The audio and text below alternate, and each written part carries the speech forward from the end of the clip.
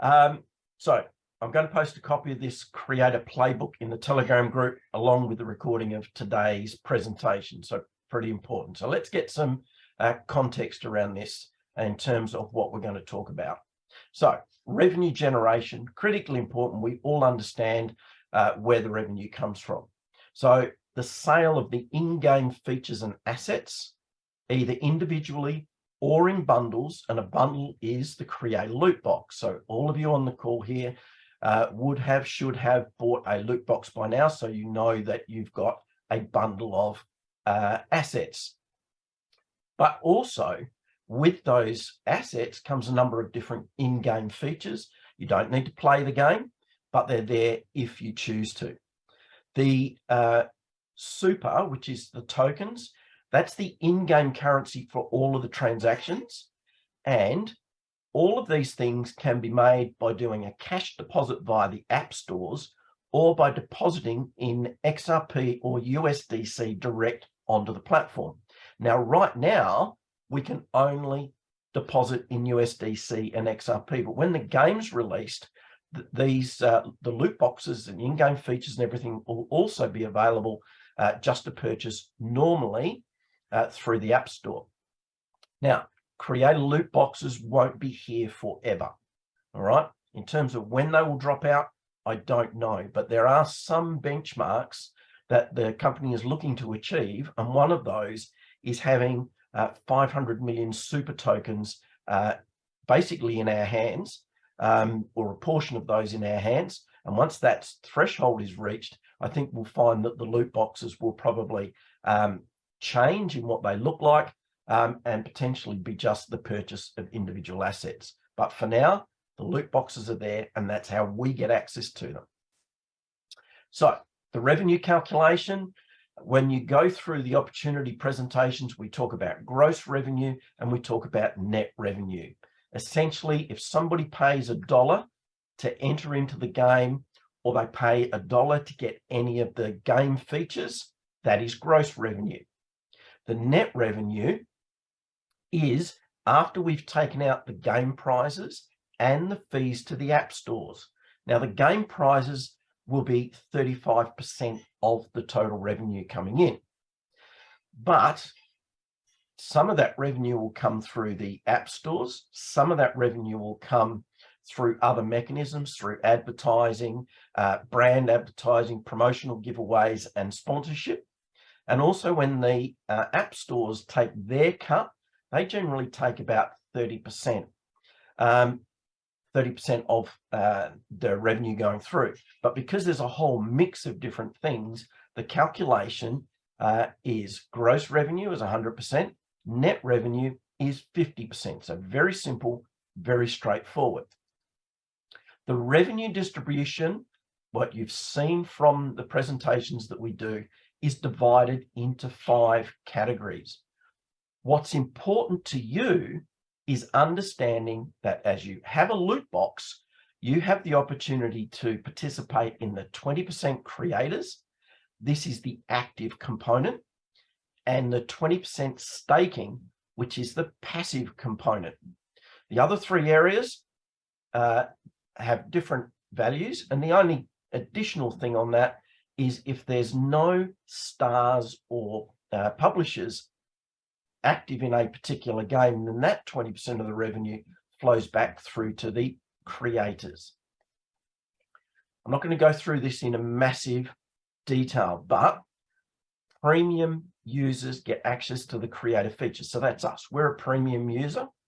We have all of the different loot boxes, 6 levels, entry through to diamond, and each one features a number of different game assets and tokens in these loot boxes. So these are your game assets, your freezers, your swaps, your lives, and your passes. So if you've acquired a loot box or multiple loot boxes, then you have these game features, and you'll see those when the game is actually released. The different assets that you can also acquire include your NFT cards, your spaces, your super tokens, and your pool tokens. All right, so very, very important, and hopefully you understand and you can see in your back office what you've received through buying the loot box or the multiple loot boxes that you've also acquired. So I'm not going to dig down through this in any great detail.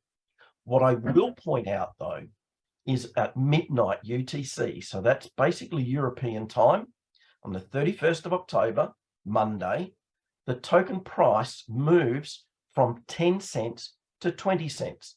Now, what does that actually mean? So right now, these are the super tokens and pool tokens you're receiving in each one of the loot boxes. I'll just talk about gold.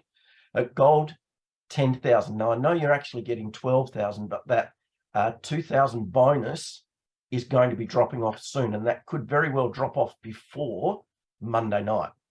But you're also getting 2 pool tokens. The pool tokens are seeded. If the only thing you remember is the seeding means that the 2 is going to turn out to be 20 over a 12-month period, 12 months from when you acquired those pool tokens. Now, this is the important thing to understand. When we change the price of the token from 10 cents to 20 cents at midnight on the 31st in UTC time, so Central European time, when we acquire loot boxes from then on in, and there's a typo in the entry, when we acquire our loot boxes from there on in, we're only going to get half the number of tokens because we're still getting the same value. It's just the tokens are valued at different amounts. So hopefully that's pretty straightforward and everybody understands that. Okay, so let's move past this one. Now, let's talk about how you make money out of being a creator in this process. All of the loot boxes have got their different features, and these are the 7 different payment areas. And I'll go through each one of those with a little bit of detail. What I want to point out on this slide, though, is that if your maximum or your highest loot box that you hold is an entry, bronze, or silver, there is an earnings cap. And the earnings cap is based on the direct and the binary bonuses. Okay, so if you're an entry, you can only earn $100 from direct and binary bonuses. If you're a silver, you can only earn $5,000. So it's 10 times the value of the pack. But once you move to gold, there's no cap on the amount that you can earn from the active bonuses, being the direct, the binary, the double binary, and the matching. Okay, so hopefully that is pretty clear. So let's look at each one of these individually. So the direct bonus, super simple. It's 10%. If you refer somebody and they buy an entry, you get $1. If you refer a bronze, you get 10. If you refer a silver, you get 50. If you refer a gold, you get 100. Now, the entry, if an entry refers a gold, they've hit the cap straight away because they've got $100. Lift that cap by simply buying a bronze, a silver, or a gold, or even another entry, and then they will have a brand new cap based on the value of the loot box they've got. So an entry could refer a gold, get $100, and use that to buy bronze, and now they can get another $1,000 from the next referral or referrals that they're putting through.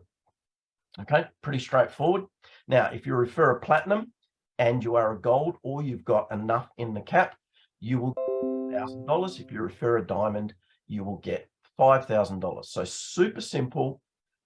Go for gold, and then it's just a straight 10%. If you're less than gold, just understand that potentially you may get capped out and not achieve the full amount of a particular bonus for a referral.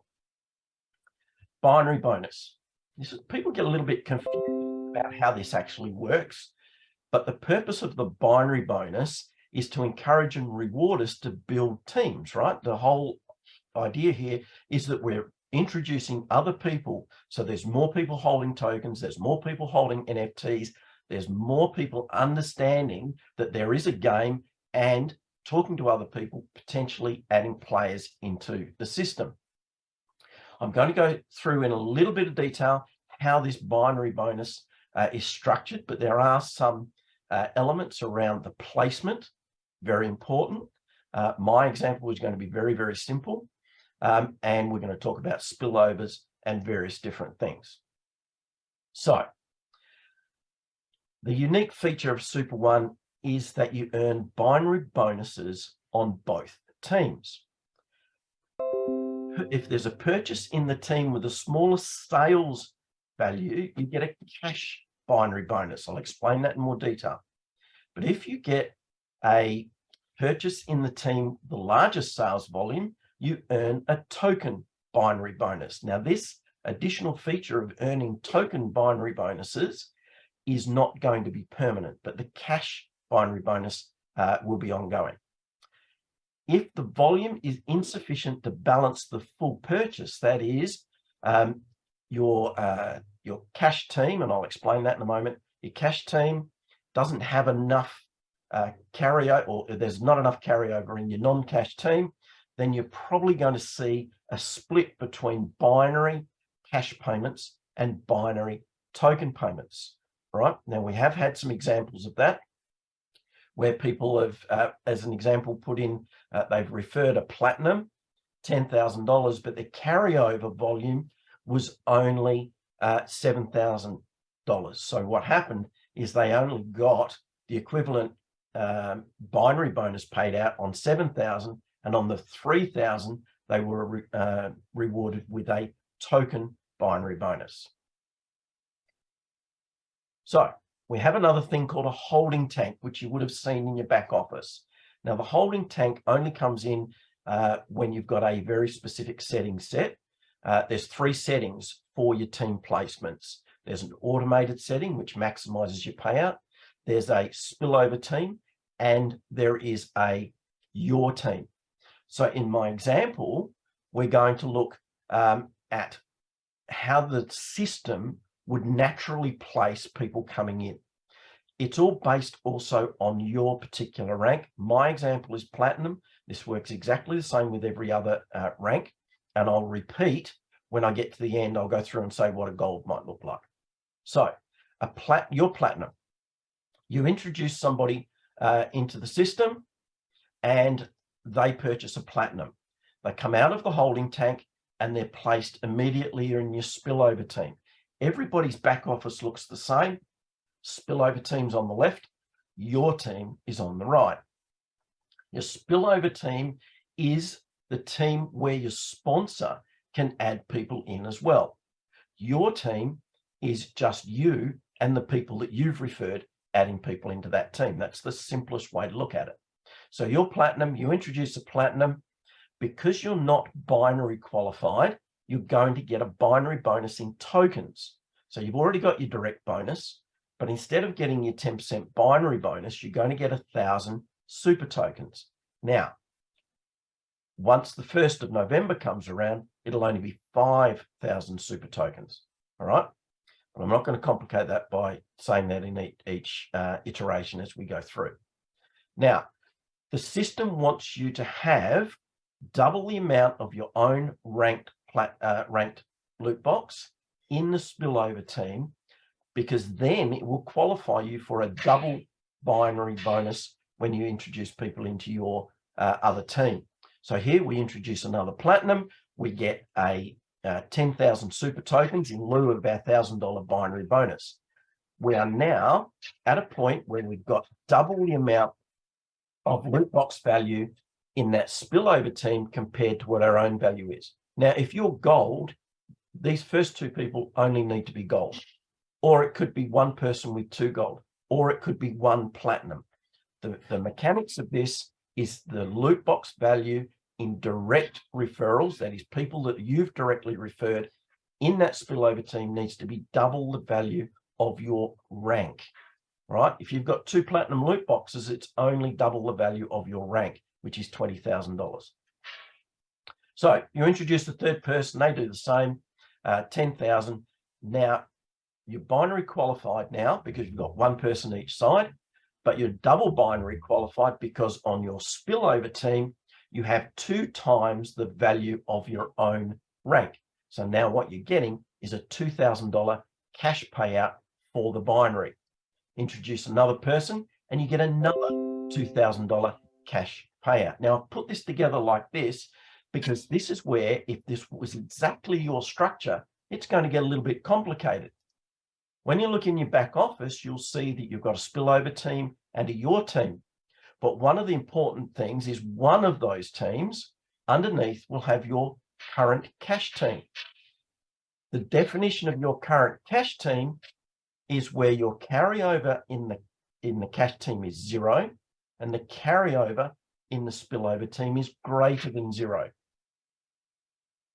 When you introduce people, so in this particular example, if we continually put people in the current cash team, your team, and we're binary qualified or double binary qualified, we're always going to get cash payments.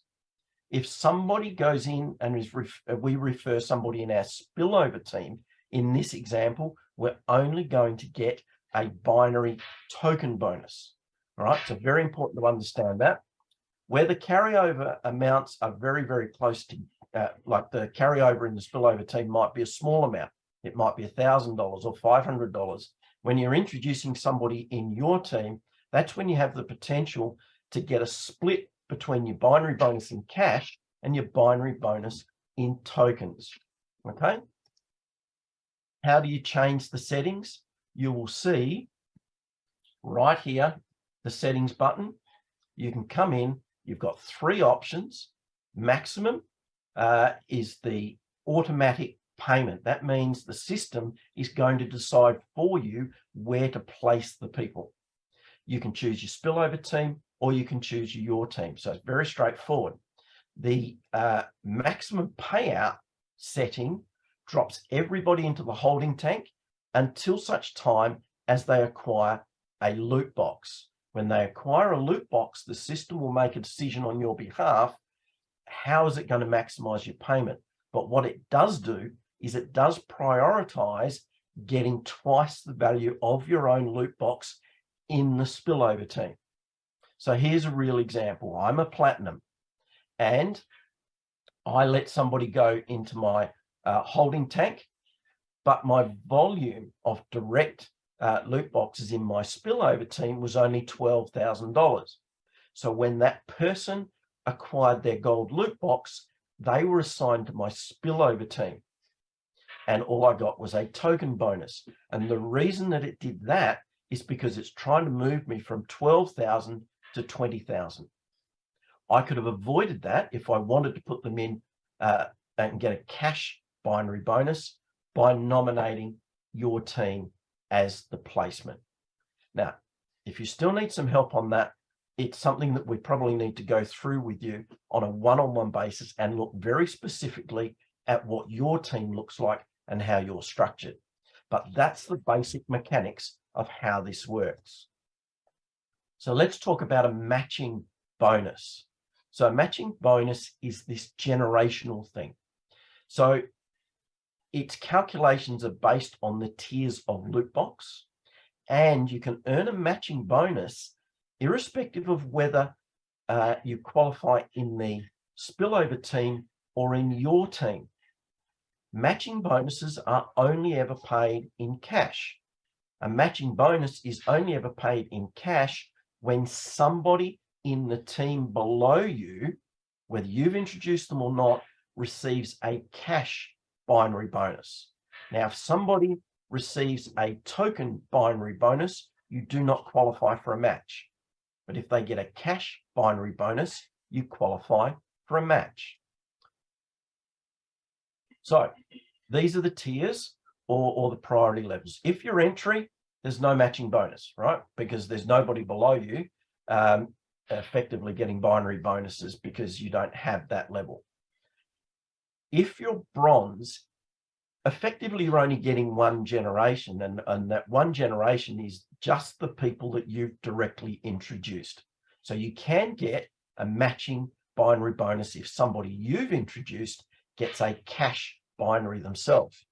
If you're silver, it goes 2 generations, gold 4, platinum 6, diamond 8. How do these generations look? So in this case, I am a platinum. These dots here are all the platinums in the leg, whether it's the spillover leg or the your team leg, doesn't matter. This is how it looks. So we'll have 2 of these pictures.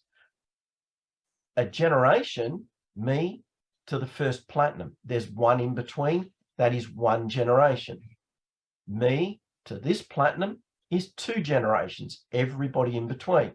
and so on and so forth. And it goes down because it's platinum. It goes down 6 platinum loot box or platinum ranked members, and every member in between. If any single person in here gets a cash binary bonus, then I will get a matching bonus of 10% of the value of their binary bonus. So if this person here received a $200 cash binary bonus, I would get a $20 matching bonus.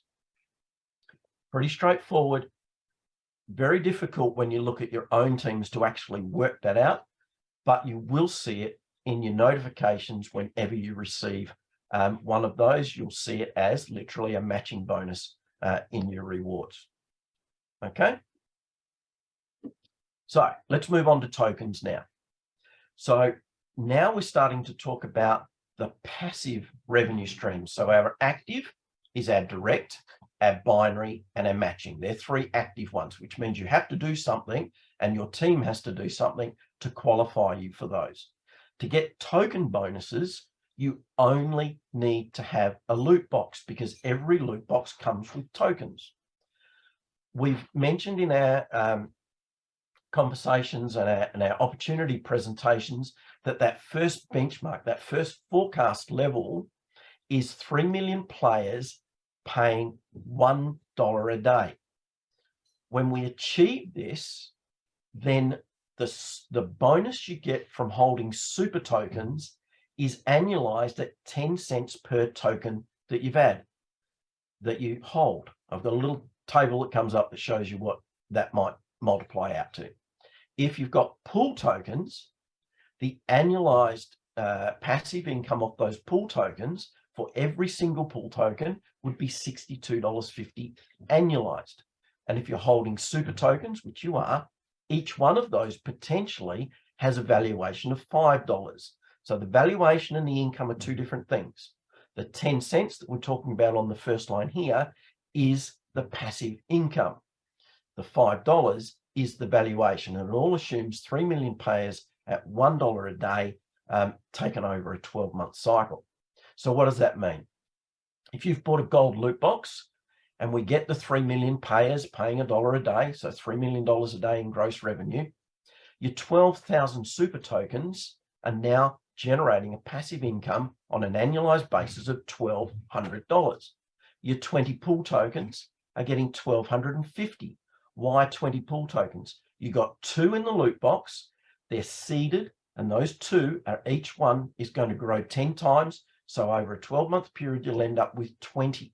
The annualized income is therefore $1,250. In your gold loot box today, you would have got 12,000 super tokens. If we get to that $5 valuation, then each one of those tokens is worth $5. So the $1,000 you paid for your loot box is now worth $60,000 just for the super tokens on their own. But you're also getting $1,200 in income passive from the super bonus and $1,250 passive from the pool token bonus. All right, and this is just token bonuses. So where do you go to see what you're getting paid? In your back office, through the web version, you will see this menu and you will see the bell symbol. If you click on the bell, then you'll be able to see all of the payments for your token bonuses that you've been paid during the course of the day. And if you're a gold loot box holder, you'll have pool tokens, which means you'll be getting 2 types of payments coming through. Your pool token bonus is paid in cash. Okay, so that will go through each time a purchase of a loot box is made on the platform. There will be a little tiny clip of the ticket that is paid to you because you're holding pool tokens. Daily, because our super token bonus is being paid in additional super tokens for the time being, each day you will be credited with additional super tokens. So you'll be able to see your performance today. Super rewards, $14.72 from 120 sales. That is what this account earned for the number of pool tokens that they held. And I'll tell you now, they're holding a few more than 20 pool tokens. But the super payment currently is being paid in super, valued at 10 cents. And you will see here that this account earned 89 super tokens, or $8.90 worth of value. Now, come the 1st of November, if we're still paying in super tokens, which I believe we will be, the number of tokens allocated will be half. Same value, half the number of tokens, because the tokens will be worth 20 cents each. There is a point in the very near future where we will no longer get tokens for the super bonus. We will be getting cash for the super bonus instead. And that comes when we hit one of the first benchmarks of the number of super tokens that have been allocated to creators, that is people like us, through the loot boxes. The super tokens, the initial target is 500 million in circulation. The creators, people like us, will hold 217 million of those tokens. Now, the pool tokens and why they generate additional revenue proportionately is there's only ever going to be 600,000 pool tokens. The super shares 10% of the revenue of the platform. The pool tokens, 7.5%. But because there's significantly less pool tokens, then clearly this is why each one of these is generating a higher amount of money per pool token than we are seeing per super token. Right, let's talk about cards. So the NFT cards we're acquiring with our bronze through to diamond loot boxes. We know that the NFT card carries the question in the game. When that question comes up, if the player chooses a pass or swap or a free, that then generates revenue onto the platform, and that revenue is shared amongst the people that hold that particular NFT. So we know that there's 311 NFTs in every set, 100 bronze, 100 silver, and 100 gold. So if you're holding a bronze NFT, the 5% bonus is paid into the pool, and you get your share is 1/100th of that. But if you're holding a silver card, you're getting paid on the bronze and silver games, easy and medium questions. So you're potentially getting 2 clips in that. When you get up to the platinum, because there's only 10 platinum cards, of course, you're getting 10 times the value that you would with one of the other cards. And of course, with the diamond, you're getting 100 times the value as you would with your bronze card. And we know that there's 185,000 NFT cards as at when this pack was put together, so a week or so ago. So 185,000 of those, they're being allocated out. When we buy a loot box, we get vouchers. You need to redeem your voucher by going to the NFT store and selecting your NFTs. We will not get any money from this until the pay-to-play version of the game starts. So please be aware of that. It is a passive stream, but it will only start when people are paying to play the game. Now, our other NFT is our space. Now, these are staked on the platform and get a staking bonus. Same with the NFTs. You have to have them staked, that is locked into the game. So if there's a pool of these, and it also creates part of the security mechanism within the blockchain system and the smart contracts. And from that, micro staking payment. So that's effectively what we're getting for our NFTs. It's called a micro staking payment.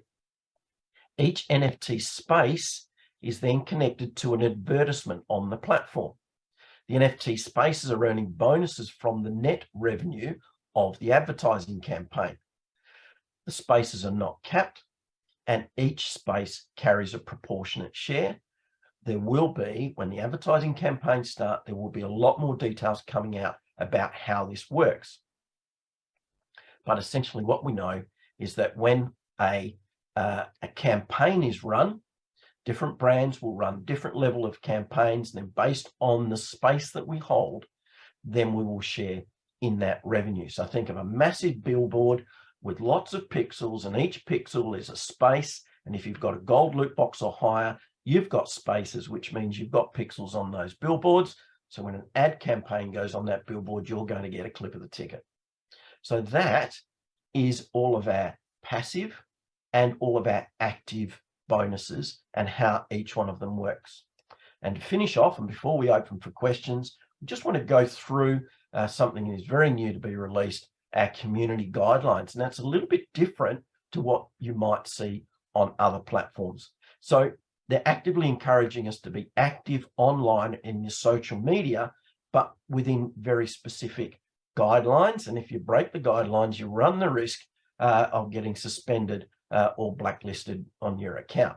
So do's and don'ts, not very hard. Really, we are at the point, and definitely when the game is released, that you're actively encouraged to promote on social media. You're allowed to use all of the content of SuperOne as long as you don't edit any of it.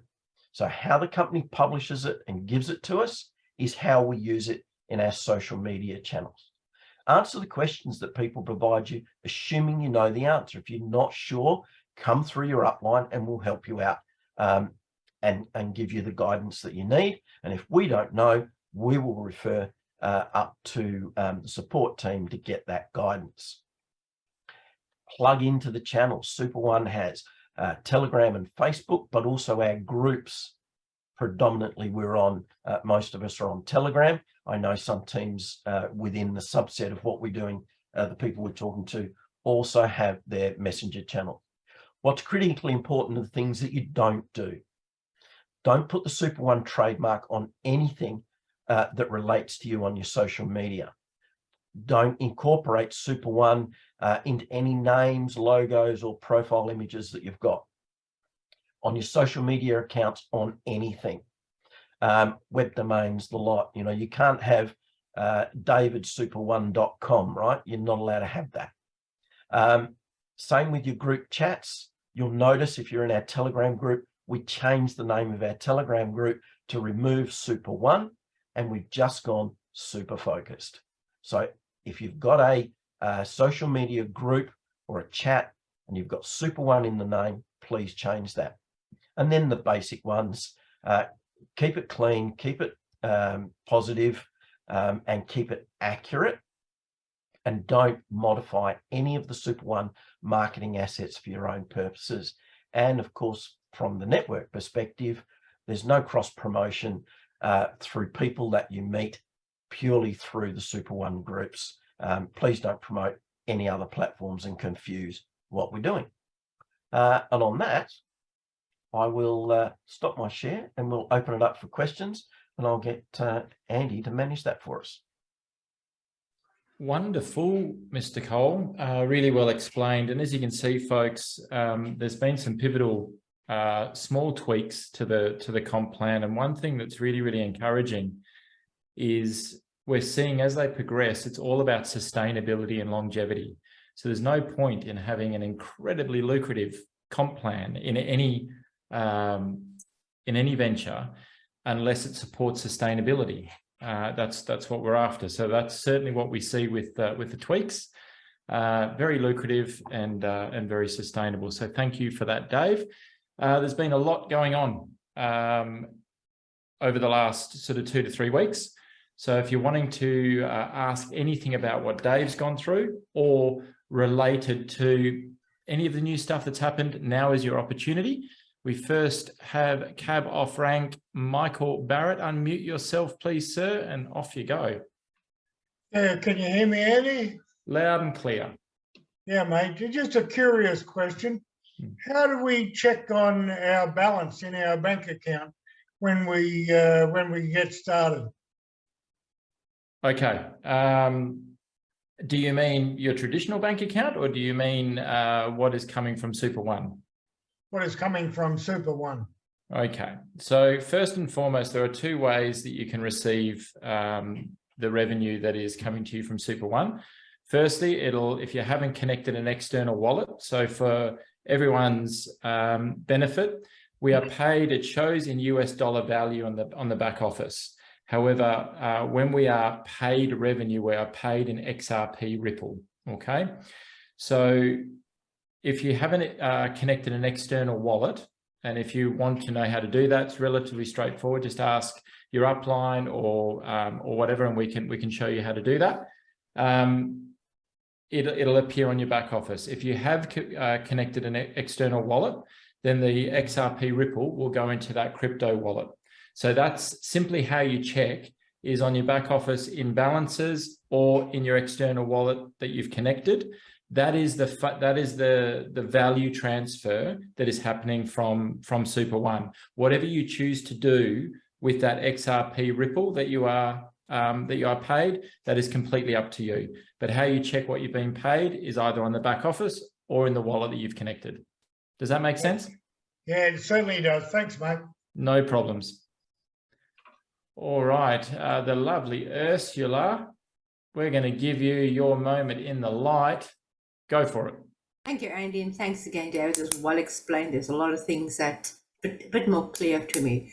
Just one question on that 500 million worth of super token. You said it was the threshold for maybe no longer with no loot boxes being sold after that. So does that mean that as long as the creators have the total of 500 million super tokens within our pool? Yeah, so the actual split, the company's holding 83 million super tokens, which they're adding to the liquidity pool for the listing component. Another 200 million held by the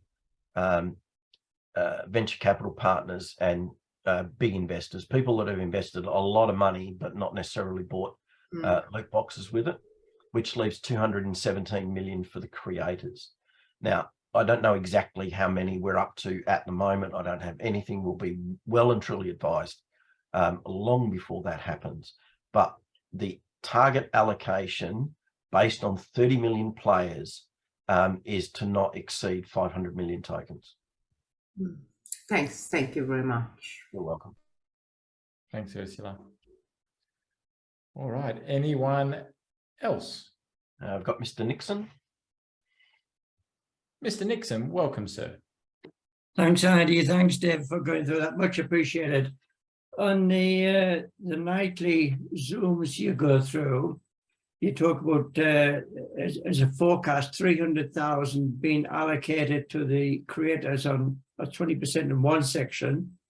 And part of that first is includes the NFT cards. Would you like to do a calculation of what per card would earn? Okay. Very difficult. That is extremely difficult. Even I spoke to Andreas about that. They've got an idea, but they're not confident enough to be able to put it down and potentially be wrong. They could be completely wrong in a good way, or they could be completely wrong in a bad way.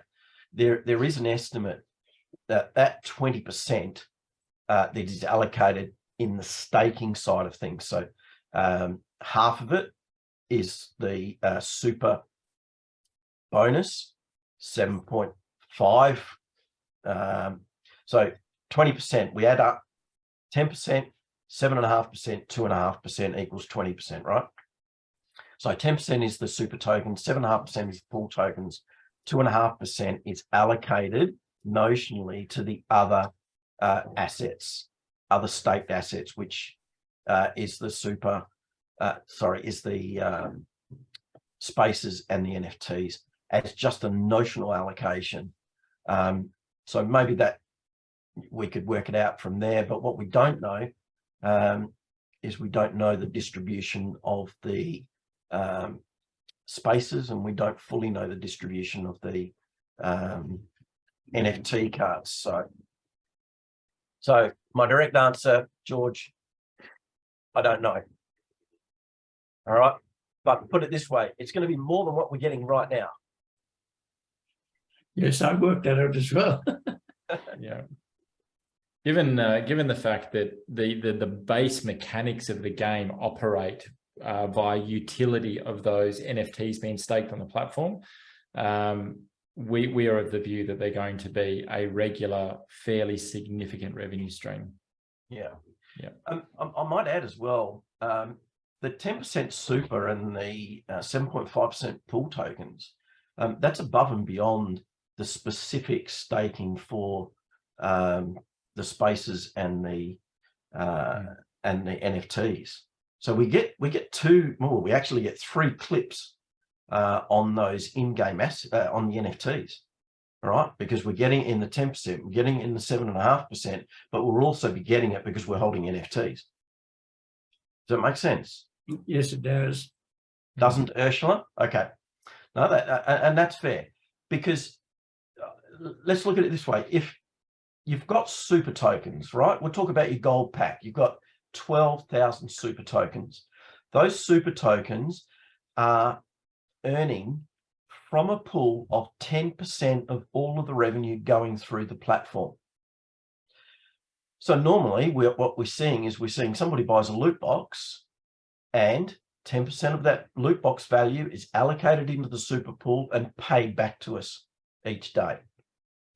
When the game is being played, somebody pays $1 to enter, 10 cents of that is going to go into the super bonus pool. 7.5 cents is going to go into the pool token pool. Somebody buys a freeze, a pass, or a life, that's NFT revenue.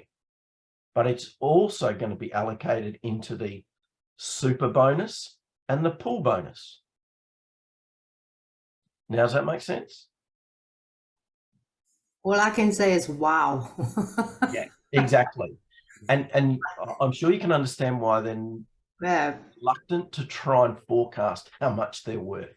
So that means everyone wins, each and everyone, no matter what color loot box you have. Yeah, look, everybody wins because, in fact, everybody wins from a bronze and up. An entry doesn't participate in the staking, okay? So just be aware of that. Thanks. But bronze and above, those people have pool tokens, those people have super tokens. While they're staked on the platform, they share in the revenue. Wow. Bottom line. And then the more assets you've got above that, obviously the bigger your slice of the pie is. There's another little important thing. Once we're listed, the super tokens are listed and we go through the vesting periods, you'll find some of your super tokens being unlocked. If you move them off the platform, they're no longer staked. If they're not staked, they don't earn. Simple as that. Same with the NFTs and the spaces. There will be a marketplace for NFTs and spaces, but you only earn from them if they're staked. That is locked into the platform. Well explained, Dave. Lorraine, we will come to you in just 1 second. I'll answer this question from Annie, who is tackling some ankle biters and can only type. Really good question. In simple terms, taking profits. So let us explain this. What Dave's just been going through. When you acquire loot boxes, you're acquiring assets, all right? In terms of the tokens, the NFT cards, the spaces, so on. Those assets do 2 things. One, depending on the asset, they produce ongoing revenue when they are used on the platform and generate revenue. Okay, so they produce revenue, share in that.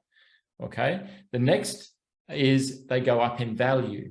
So the first one that we're going to be able to access will be, we believe, to trade, to sell, to realize a profit on the capital will be the super token. Okay, so it's probably best explained that way. The profit, you are if you've got pool tokens, you're being paid that now. If the profit is basically the revenue that's going to be generating from those assets. So when that happens, pool tokens, it's happening now. As soon as the game launches and as they move through into the paid version, you will then have the NFT cards, the spaces that produce revenue. And then once your allocation from diamond, platinum, gold, silver, bronze, as those allocations of super tokens are available to be traded, sold, then you'll be able to realize the value of those. So all of that is profit. It just it depends on which one you're talking about. So hopefully that makes sense.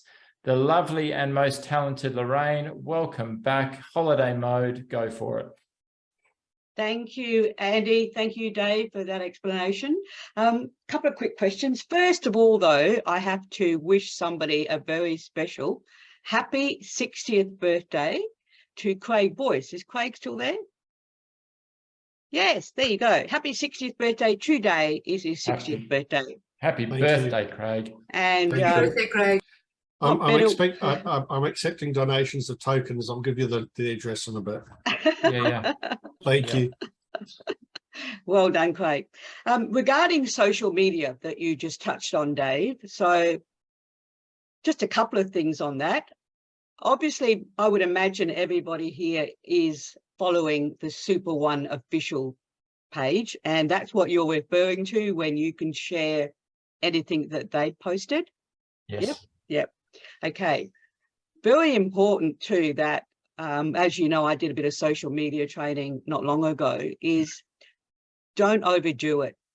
Friends hate being sold to, particularly on social media. But yes, every now and again, you can put something up and you can share whatever, you know, SuperOne have posted up on their social media. Don't change it in any way, just share it.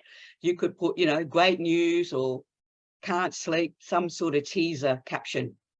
If they ask questions, my advice would be don't answer the question on the social media, underneath the social media in comments. What you could do is say, great question, I'll answer that and I'll send you a private message. You don't want to go back and forth with answering their questions and other people chipping in and blah, blah, blah. So great question. Yep, I'll send you a private message. So take it offline where you can. And as I said, just don't overdo the social media. You know, we've got we don't need to do a lot of, you know, promotion. This sells itself pretty much anyway. A couple of things you mentioned too, that the tokens that's available in the loot box at the moment, they will halve from midnight on the 31st. Is that correct? So that's yeah, Central European time, midnight Central European time. Yeah, so we have to work out what that is in Queensland. So, but my advice also too would be don't try and work it out. Get if you've got people sitting on the fence, get them in before midnight anyway. So I had a conversation with somebody about this morning, and it's very easy to get confused. So for us in Australia, it's midnight on the 31st. All right, just think about it that way. For anybody in the US, it's Sunday. Yeah, absolutely. Okay. I know Bruce was late getting on here because he was in the middle of helping someone get a gold loot box. So we've been very busy. It's like the next few days, I think everybody needs to realize that. I mean, that is amazing that, you know, what we have at the moment. So don't take that for granted. And if you can, buy yourself another loot box, whatever you're comfortable with. And, you know, you'll thank these guys, I'm sure, for many years to come. And one last thing regarding the, you know, the right and the left and the holding tank.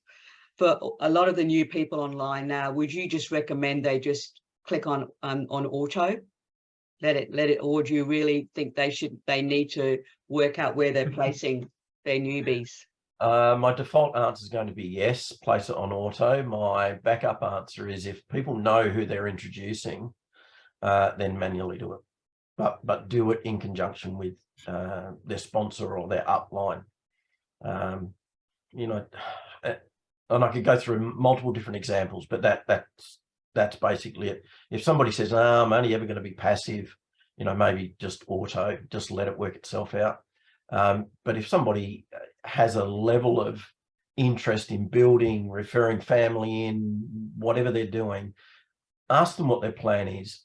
Try and map it out on that first day, and then make a decision around that. But again, if all else fails, just put it on auto setting. When the game starts, and we all start running around, potentially introducing players as well, I would suggest definitely put it on auto. Okay, lovely. Thank you. Thanks, guys. Thanks, All right. Lorraine. And just a good point sort of raised there. Some training that was done a couple of weeks ago, where I went through just setting and managing expectations. It comes back to just that question. Dave's hesitance in his answer was that there are always some technology issues in implementing a new part of the system. We're dealing with cutting edge technology. It's being developed and rolled out in sequential order. There are going to be some issues, and the expectations that you should set are they will be fixed if issues occur. But don't be disheartened, throw the toys out of the pram if there's little issues. We're in a rapid phase of change and growth.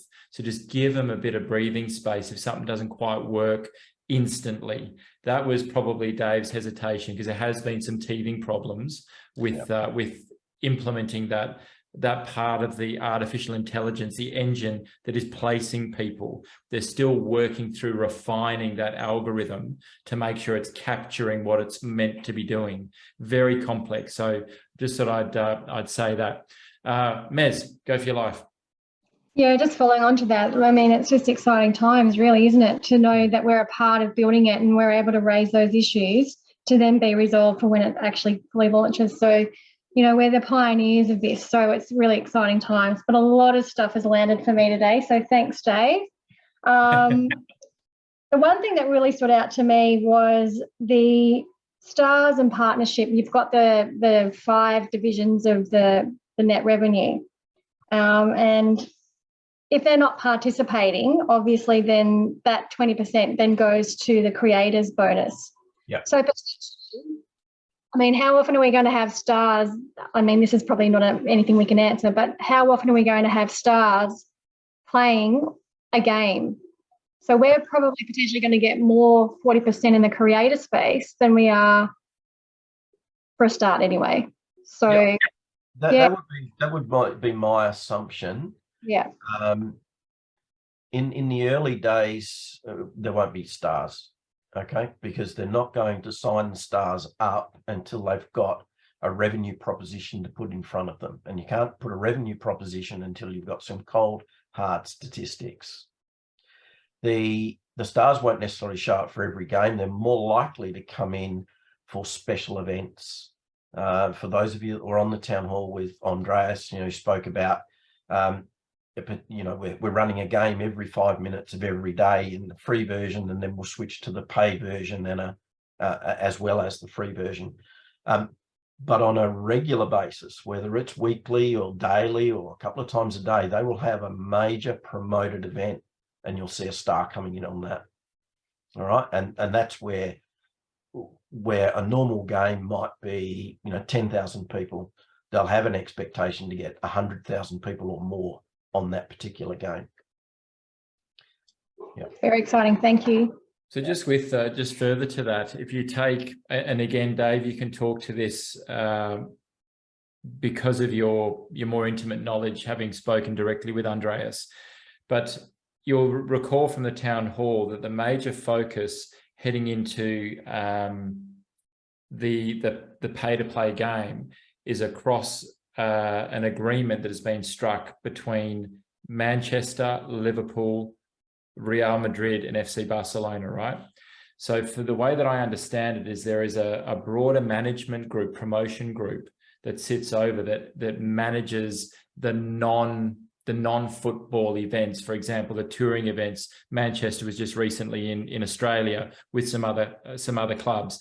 The promotion firm that sits behind that organizes that, they are likely involved in that cooperative agreement, right? Yep. So I would assume, Dave, correct me if I'm wrong, I would assume they'd be considered publishers because they're promoting. So they're not doing it for for a shake of hand and a wink of the eye. They're doing it for money. So yeah, they're into it. So I would suggest part of that is they are getting the revenue through that management group that sits over the promotion of those 4, the biggest clubs in the world. Yeah. You know, so just for it's the same principle when you go to you know, you don't approach Ronaldo, you know, pick his phone number up or send him an email and say, hey, do you want to sponsor this? It will go through a management company whose job it is to sort through all of the different opportunities and line all of the people up. Ronaldo will be the last person to find out that he's involved in SuperOne. He'll just be given, you know, show up, do this, do this, do this. And then that will be it. But all his management team will be managing that whole thing. And the preliminary arrangements to get all of these things kicked off are actually there. The management teams, the deals are done. The promotional team through the promotion through the media group, the deal's done, and it'll happen. And so when the time's right, we'll see the stars rolling out reasonably quickly when the time's right. Same with the advertising.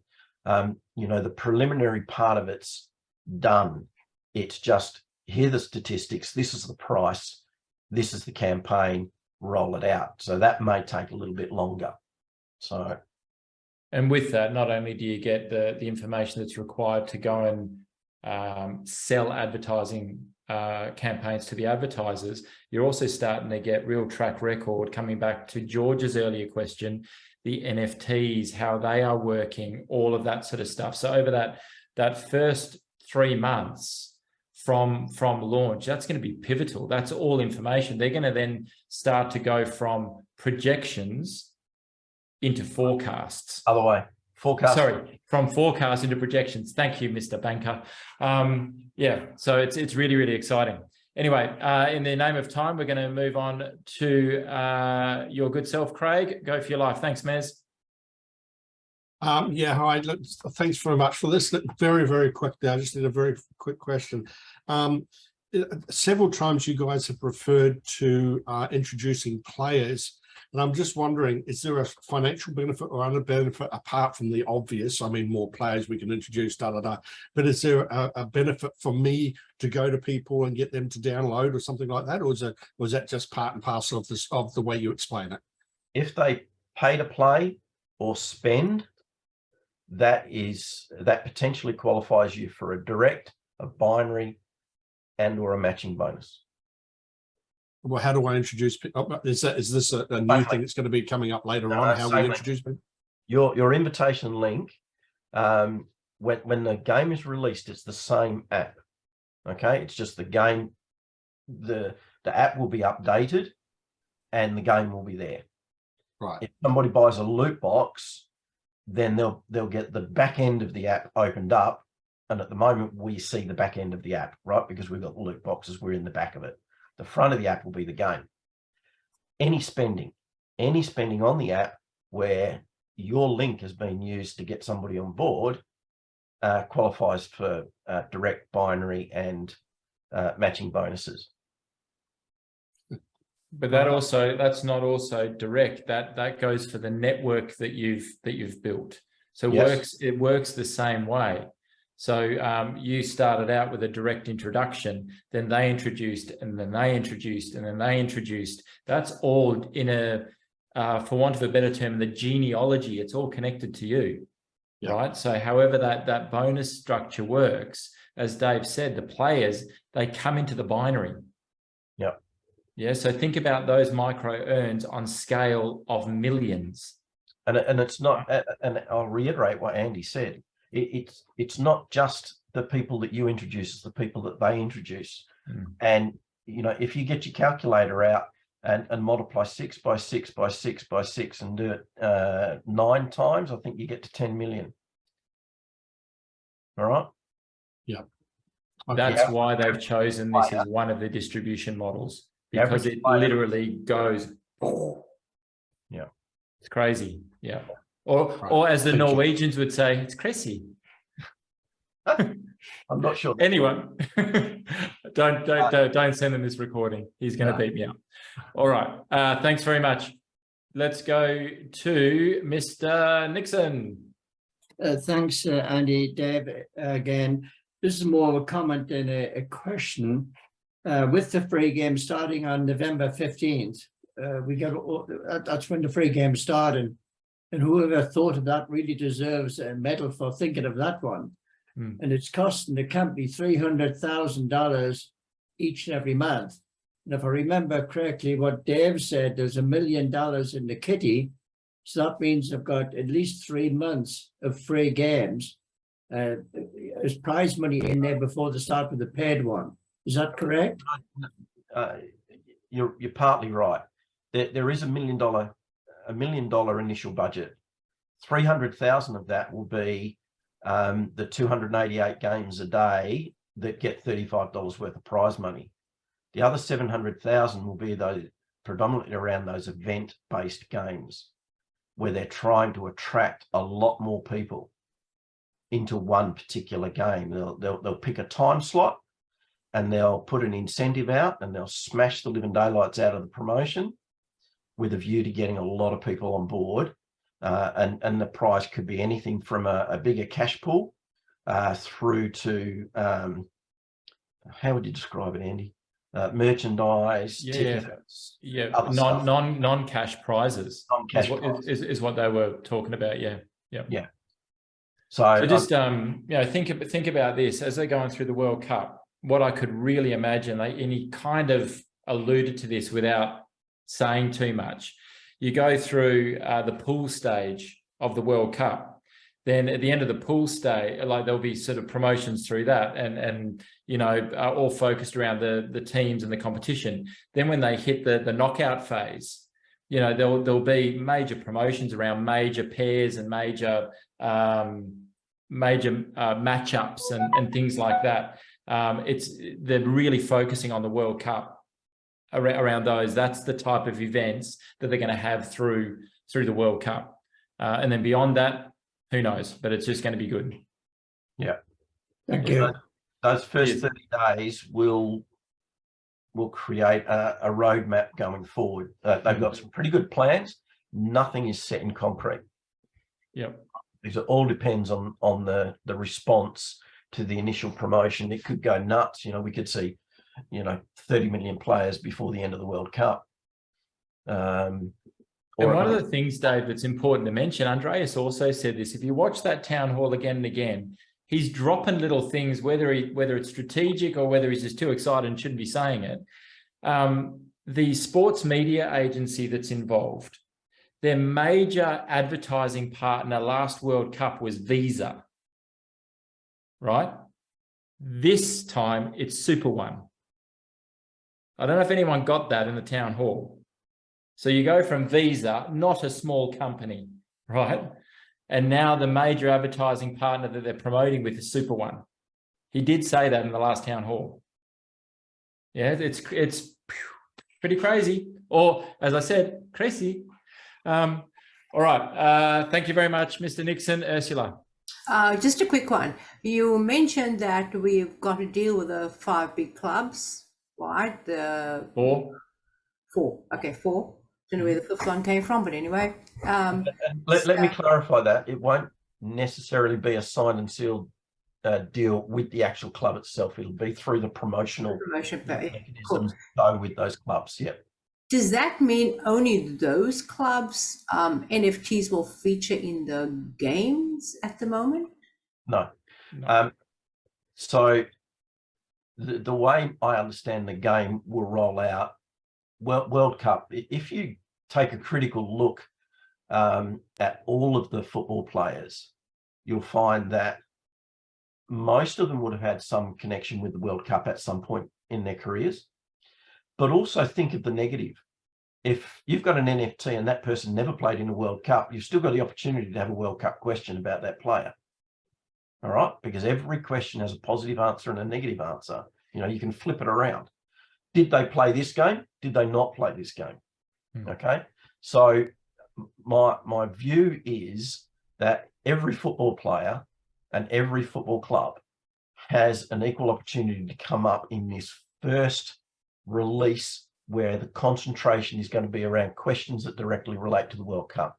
And the next iteration is they will introduce games that concentrate not on the World Cup, put on those 4 big teams, Manchester, Liverpool, Real Madrid, and Barcelona. And then progressively they'll introduce other clubs, other competitions. Okay. Okay, thanks. So And not to mention then other sports. Yeah. Yeah, And also, we're not going to earn revenue off the NFTs until the pay-to-play game comes in. So it doesn't really matter in the free-to-play game which NFTs come up, right? cool. Where it starts to kick in is when we get into the pay-to-play. Okay. Thanks a lot. Thanks. Thank you, Ursula. Mel, your time in the spotlight. Oh, thank you very much, guys. Yeah, no, good promotion today. Good explanation of the compensation plan or payment plan or whatever. I enjoyed that. Tickled my fancy anyway. But the one question I do have is when you were talking about when you get players in and you give them your link. Now, does that work? How do I put it? So if I get somebody in and they want to get somebody to play the game as well, or they've got a friend who sees what they're doing and says, how do I get on it? Do they just pass on my link, or what do they do if they're There'll not? be a referral link off there, whether it's on they're on the game side of the app or the back office. They will have share with a friend or something like that, which will link it to their account. So what I'm getting from that is that as soon as they sign up as a player, they'll get a back office. Yes. No, not necessarily. They'll get the game, but the referral links will be in the game section. Okay, so they get a link, they get a referral link like I've got. Exactly the same. And so when they're playing and someone sees them, they say, oh, how do I get on there? He says, oh, I've got a link, I'll send it to you. Yep. Okay, cool. Yep. That fixes my picture. Thank you very much, guys. Appreciate it. Perfect, no problems. Just a question there, Dave, that is from Annie, who's having computer difficulties. It really, once you've got your NFTs, any of those assets are allocated up after you've purchased a loot box. They're in your back office. You don't lose them, right? So it doesn't really, if you choose, it's not going to be any immediate detriment to your asset if you don't select an NFT. What we would encourage you to do, even if you wanted to keep some up your sleeve, is they're going to, it's probably a good idea to get the ones that are available now. Yeah.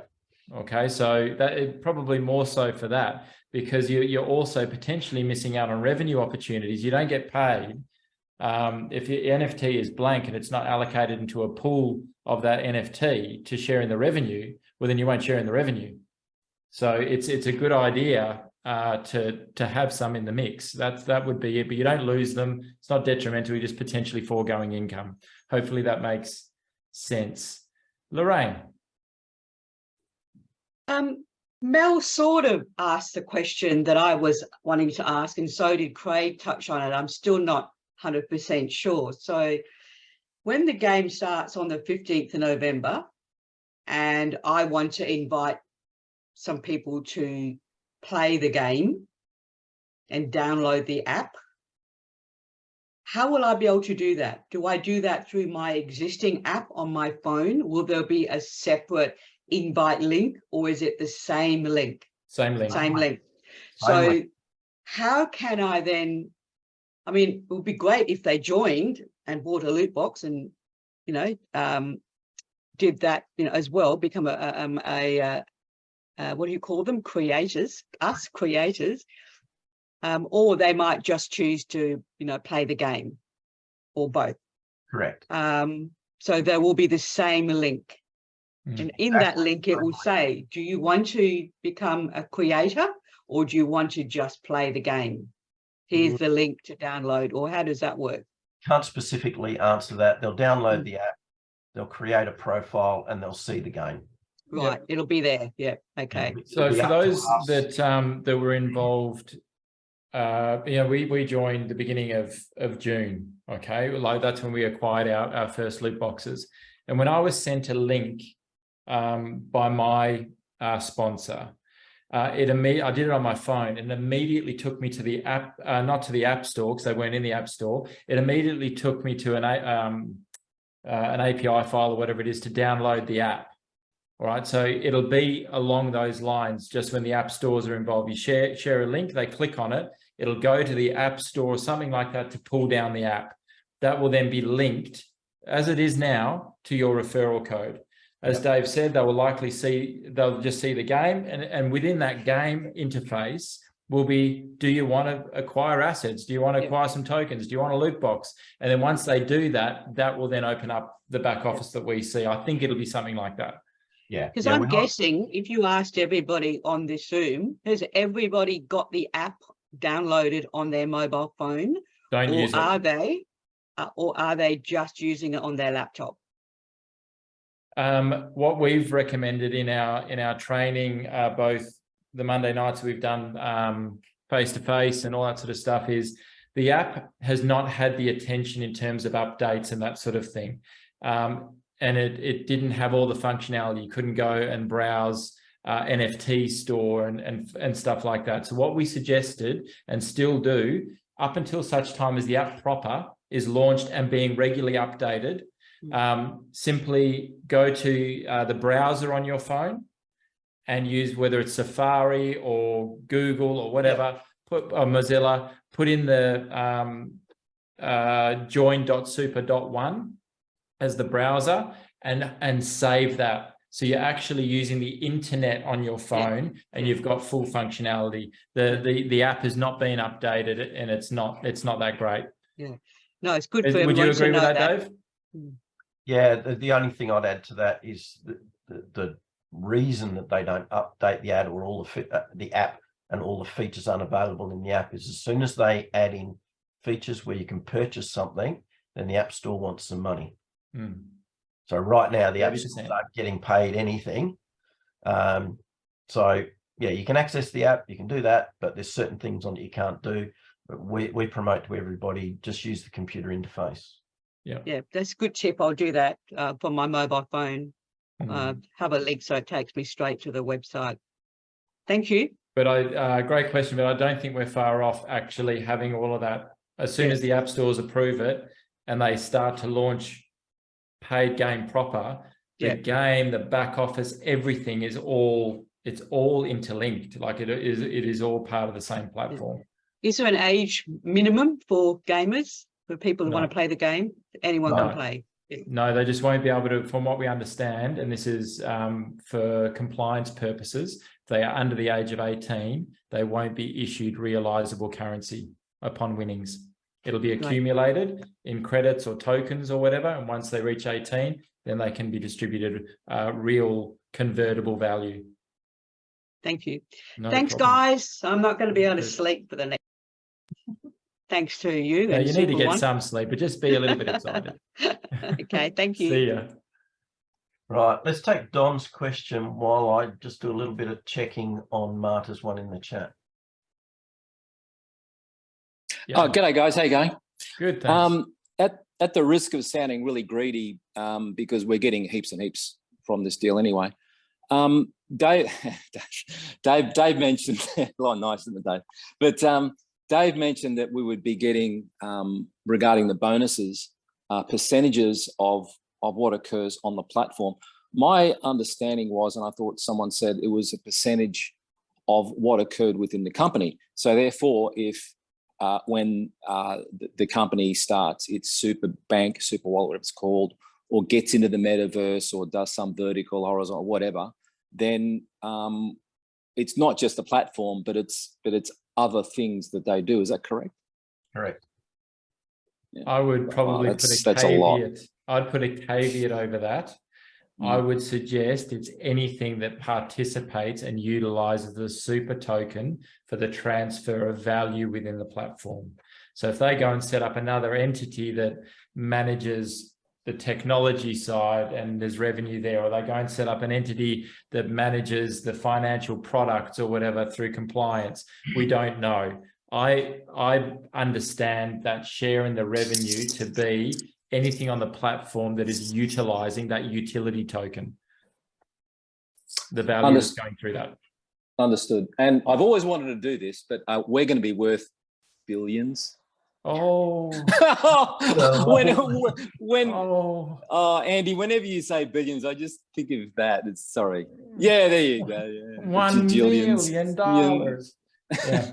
Thanks, I guys. will do my Mike Myers impersonation once we're at that point. I promise you, Don. Okay. Oh, and also I've got to remind you about was it doing front loops or something in your Lycra bike pants or something? I'll correct you. A lot of us haven't. I'll correct you. It was backflips on the front lawn in spandex. A lot of us haven't forgotten that. Yeah, exactly. Yeah, not a pretty sight. No, doesn't matter. A pretty sight. Okay, Right. the Zoom presentation of that, Andy. Thank you. All right. Thanks, Yeah, guys. and it was recorded for posterity, so now I can't get out of it. I had I can't forgotten even do about that. backflips. I had forgotten about that for a very good reason. Share it. Yeah, now I'm in trouble. Let's quickly jump to Marta's point, which is very, very relevant. Yes, and I've gone and confused this. UTC time is same as Greenwich Mean Time. It's not plus or minus anything. So you're It's right. 0 hours. It's 0 hours. Hmm. So for West Australians, we're GMT plus 8. Yeah. UTC is 8 hours behind us. If Yeah. you're not sure, go to the internet, World Time Buddy, and look it up, or just use midnight on the 31st from anywhere in Australia. And if you've got people in the US, it's Sunday. Yeah. Midnight on the 30th. Just be safe. But thank you very much for pointing that out, Mark. Yeah. Cheers. Don, sorry, Craig. Craig. Yeah, sorry, it's just something that just came up there. The value of the tokens, and obviously you were saying before that, Andy, that they're going to create a passive income and a consistent passive income that's going to grow as the app grows and all that kind of thing. So this could be just a stupid question. Regardless of the value of the tokens, what's the benefit of selling them? It's a really good question. So we don't provide any advice or recommendations, but what I will personally be doing is looking at the revenue that they are producing, the market value to which they're being traded in the secondary market, and what is appropriate for my circumstance. Because if you're offloading it, you know, a bird in the hand's better than two in the bush, but you get a fair bit of capital in. How do you treat that? You've got taxation requirements, all that sort of stuff. You're disposing of an asset. And then you have a look at, okay, what are they actually producing on a monthly, you know, daily, monthly, yearly basis for holding those? And it's the same asset question, whether you're holding any asset class. What's it producing? What's it worth? Is the worth what I need to get where I need to go, or what it's producing is supporting where I need to go? Okay. If that makes sense. Yes, it does. It does. Perfect. I appreciate that. And we're all going to have a long time to make these decisions. All right. The vesting period, don't say it in a positive way. The vesting starts on the 1st of January. But the vesting is only available, and vesting means the slow release that enables you to unlock them from platform and sell them in the secondary market. It starts with the diamond loot box holders and the venture capital partners. They're the ones that start getting access to their super tokens on the 1st of January. Your platinums come in on the 1st of March. Your golds come in on the 1st of May. Everybody else comes in on the 1st of July. Okay, so it's based on your rank. And even then, if you're gold and you've got 12,000, no, let's do diamond. If you're diamond and you've got 700,000 super tokens, it doesn't mean on the 1st of January you can sell 700,000 super tokens.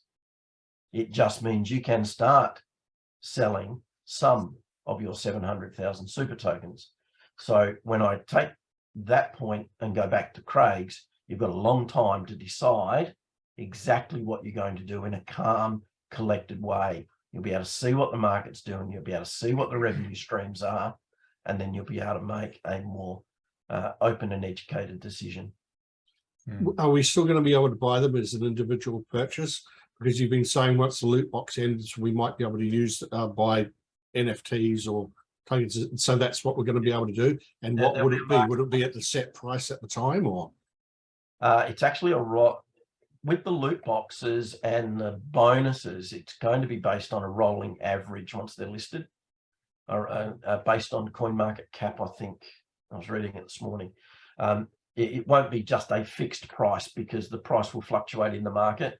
It will be based on an average price over a predetermined period, based on the price reported on CoinMarketCap will be acquiring them on. So you'll be able to buy them in the secondary market. You'll be able to buy them as soon as they're listed, because there will be people that want to sell. So you'll be able to buy them that way. Will you be able to stake them back on the platform? I don't know. But you'll definitely be able to buy them in the secondary market. Can you finish what I was going to say, Andy? Because I've lost track. Yeah, what I would also suggest, if you think about this, right now, there is a predetermined firm price to which those tokens are priced in the loot boxes. The moment it becomes listed and the market determines the price, I personally think that'll be the time they coincide where the loot boxes will no longer be in their current form. They won't be able to have predetermined sets of tokens at a fixed price in a loot box. That's my logic says the moment that they list them to the secondary market, that's where the loot boxes as we know it with super tokens will probably change, will cease, because it'll then be determined by the secondary market as to what they're worth. Andreas has also said that there will at some point in time be internal markets. So Craig, I'll be able to buy some tokens directly off you on the platform as an example. Or I'll be able to sell you one of my NFTs. So that internal marketplace may very well come before the secondary, before you and I can list sell our tokens out. But also that'll potentially be where if you wanted to dispose of pool tokens, you would be doing that internally. Okay. Because I don't think they'll be able to unstake those from the platform somehow. Yeah, I don't think they'll be able to differentiate with the open market. Yep. Also, Dave, just on what you said, would you be also allowed to, or would you be allowed to sell your stuff in the what's it called, the Megaverse? Yeah, without complicating it, there'll be marketplaces, right? And a series of marketplaces within the broader concept of the app. Yeah, so that's on platform. You'll be able to sell them on platform. Yeah, cool. All right, we are. It's been a good session. We're coming up an hour and a half. We will stay here as long as you guys have anything that you require. There's no dramas whatsoever. But in terms of, I think you would really get the picture. Again, we've said this in some training prior. Think about all of the people that are currently in your work or your network or the collective network that have taken entry level, bronze. Yeah, think about it. And they're the vast majority.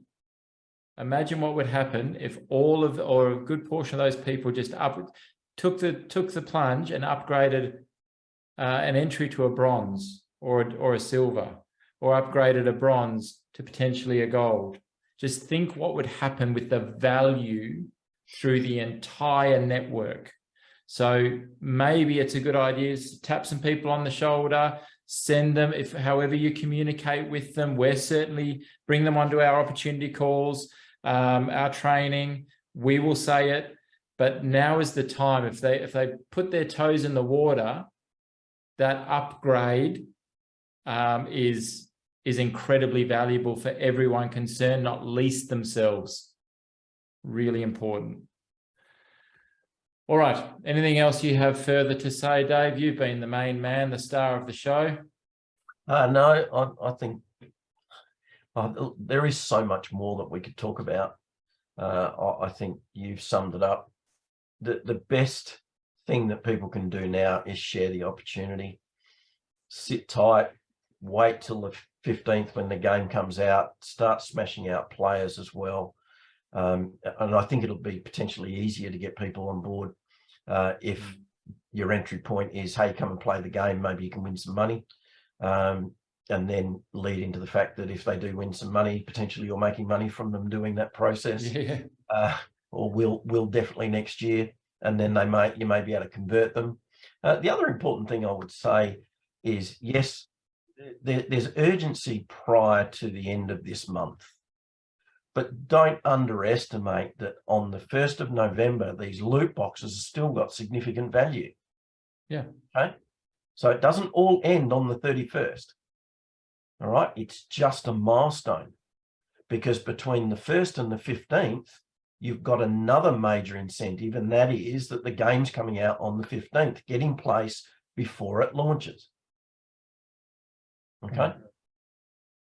Yeah, So, all of these milestones can be used for ethical benefit in terms of promotion and creating urgency. Even when the milestones are hit for the release of tokens, new people coming on board, I don't know, but I can't see that if someone comes on, you know, in April with a gold, that they're going to have to wait beyond the 1st of May milestone where gold tokens can be traded.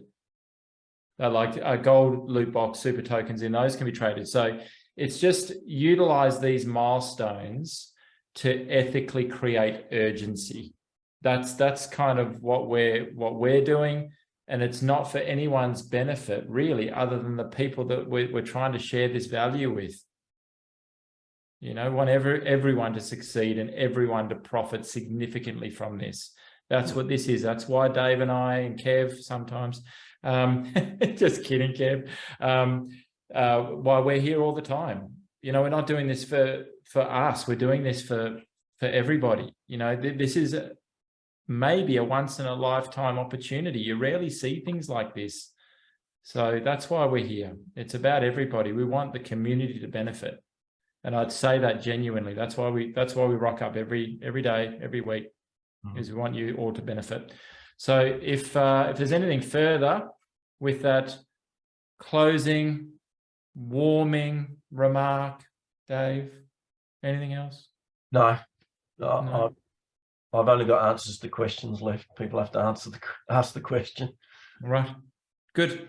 All right, folks. The next, stay tuned to Telegram. Really important. There is something that we are working on with corporate in terms of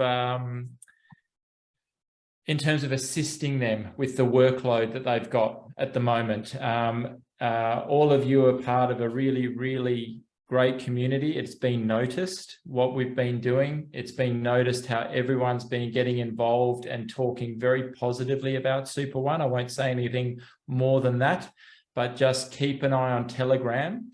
There is going to be likely a ramped up Zoom schedule for opportunity presentations that kind of capture most markets around the world, into the States and Canada, East Coast, Australia, New Zealand, into the UK, all on the table. Okay, so just keep an eye on that. Will probably roll out as of next week.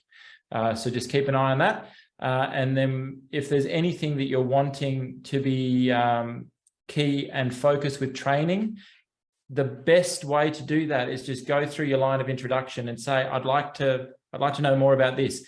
It will find us. And then that's how we create our training, is based on the questions that you folk are asking. We're just members, ordinary members, just like you guys. Okay, so let us know what you want to learn.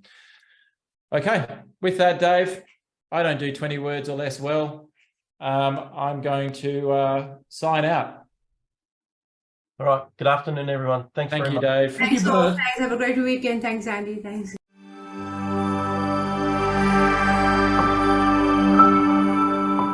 The impossible just became reality.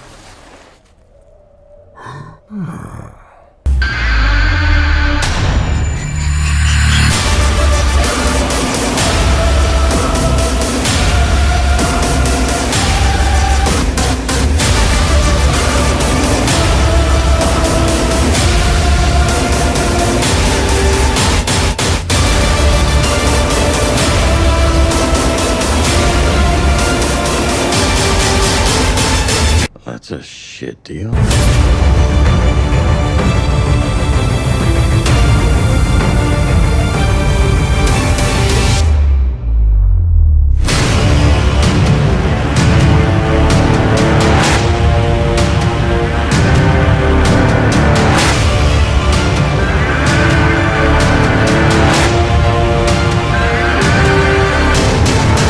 ¿Cuántos hijos Dios me vaya a dar?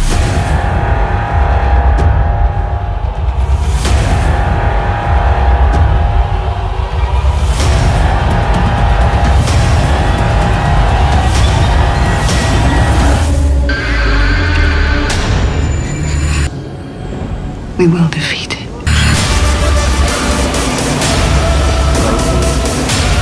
I'm gonna make him an offer again.